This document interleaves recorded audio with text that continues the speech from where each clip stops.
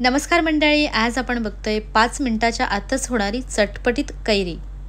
फोडणी वगैरे न देता अगदी झटपट तयार होते. आम्ही तर जेवणाची ताटं वाढायला घेतो तेव्हा कैरी कापायला घेतो. ताटं वाढेपर्यंत होऊन जातं.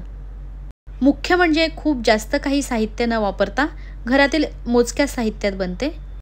कोणीही सहज बनवू शकेल इतकी सोपी पद्धत. त्यासाठी एक कैरी स्वच्छ धुवून घेतलेली आहे. कैरीचा देठाकडचा भाग सुरीने व्यवस्थित काढून घेतला. आता ही कैरी आपण सोलून घेऊया. ह्या पद्धतीने संपूर्ण कैरीची साल काढून घेतली. आता कैरीचे 2 भाग करून ह्यातील बी म्हणजे कैरीची कोय काढून टाकायची. कैरी जास्त टणक झाली असेल तर अशी मधोमध कापली जाणार नाही. मग साईडने कापून त्याच्या फोडी करायच्या. इथे कडक भाग असेल तर तो पण काढून टाकायचा. त्यानंतर आता आपण सुरीने कैरीचे तुकडे करूयात. मी जरा छोटे छोटे तुकडे करते.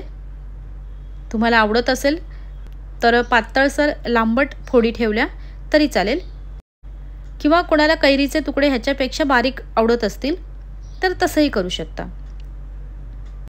ह्याचे पण ह्याच पद्धतीने तुकडे करून घेते.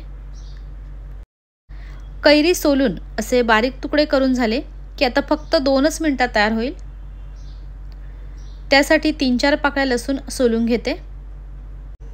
ह्याच्यामध्ये लसूण सुरीने चिरून न घालता ठेचूनच घालायचा, म्हणजे चव छान येते. लसूण मिक्सरला न लावता ह्या पद्धतीने जरा ओबडधोबड ठेचून घ्यायचं. आवडत असेल तर अजून 2-3 पाकळ्या लसूण घेतला तरी चालेल, कारण ह्यातला लसूण खूप भारी लागतो.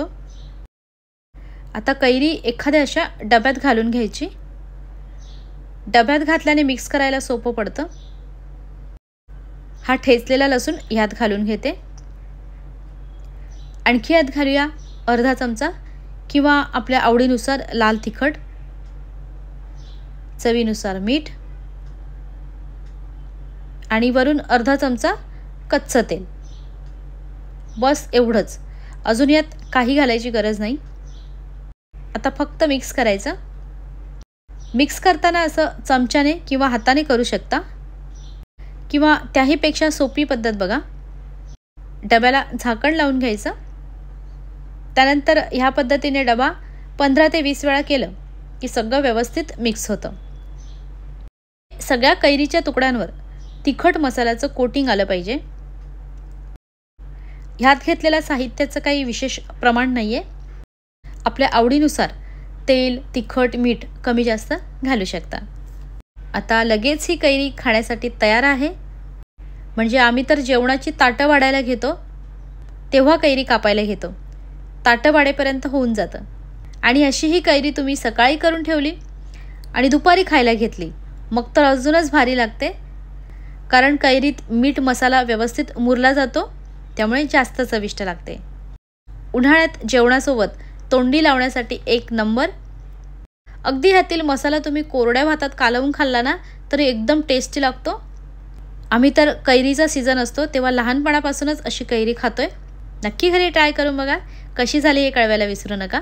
तुम्हाला आवडल्यास तुमच्या मैत्रिणींसोबत शेअर करा.